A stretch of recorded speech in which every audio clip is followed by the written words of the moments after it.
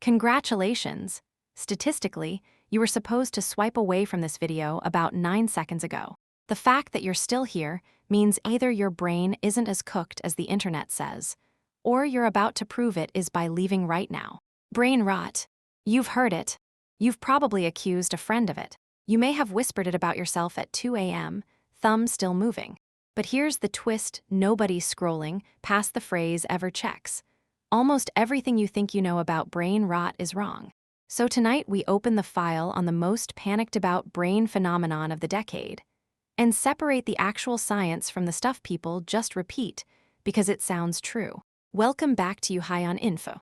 In 2024, the Oxford Dictionary people, serious folks, the kind who argue about semicolons, named their word of the year. They picked brain rot after its use jumped roughly 230% in a single year, which is a little like the fire department giving an award to the fire. Now here's the part that should short-circuit the whole panic. The phrase is not new. It's not from TikTok. It's from a book. From 1854. A grumpy nature writer named Thoreau, sitting alone at a pond, complained that society was rotting its brain on trivial nonsense.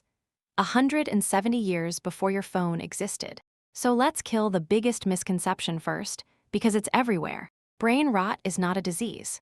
There is no diagnosis, no scan that lights up saying, rotted. Nothing physically decaying inside your skull when you watch a raccoon do a backflip for the 40th time. It's slang, a meme about memes, a word we invented to describe the feeling of our attention turning to soup, which is a real feeling attached to a fake diagnosis. And feelings that get a catchy name spread faster than facts that don't, which is, ironically, the exact mechanism we're here to talk about. Here's the second thing you've definitely heard. Humans now have an attention span of 8 seconds, shorter than a goldfish. It's quoted in TED Talks. It's in slide decks. It's completely made up. The stat traces back to a marketing report citing a source that, when journalists went looking, simply did not exist. And goldfish attention was never measured to begin with. So if anyone tells you a goldfish outfocuses you now know something they don't. And you learned it by paying attention for longer than 8 seconds. Okay, so the disease is fake, and the goldfish is a liar. Does that mean nothing's going on? Not quite. Something real is happening. It's just more interesting than rot. Short-form video runs on the oldest trick in the casino, the unpredictable reward. Most clips are forgettable. Every so often, one is perfect, and your brain cannot resist a maybe, so it keeps you swiping toward the next possible jackpot. That craving isn't pleasure. It's anticipation, the dopamine of the hunt, the same circuit that once kept your ancestors searching for berries over the next hill.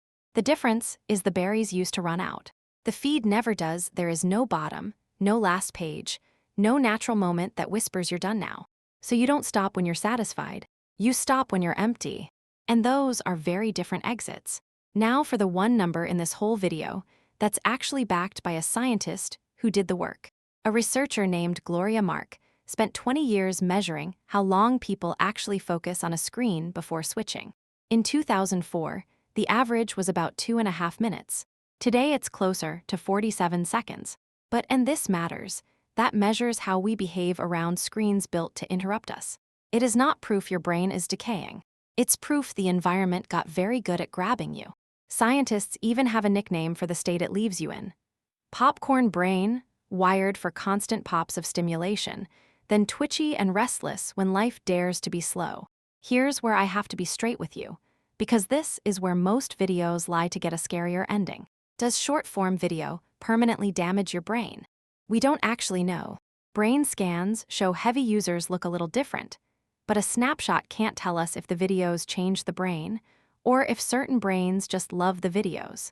Anyone who tells you it's settled science, in either direction, is selling you a feeling, not a fact. What we do know is the opposite of rot. The brain is plastic. It rewires around whatever you practice, including boredom, focus, and slowness. Which is the genuinely funny part. Brain rot isn't decay you catch, it's just a muscle you stopped using, and muscles come back. You just spent 5 whole minutes focused on one idea. No swiping, no jackpot. So whatever the goldfish is doing, you're already winning. If you want more of what's actually happening inside your own head, minus the myths, This is the channel for it, and I'll see you in the next file, assuming your attention span lets you subscribe first.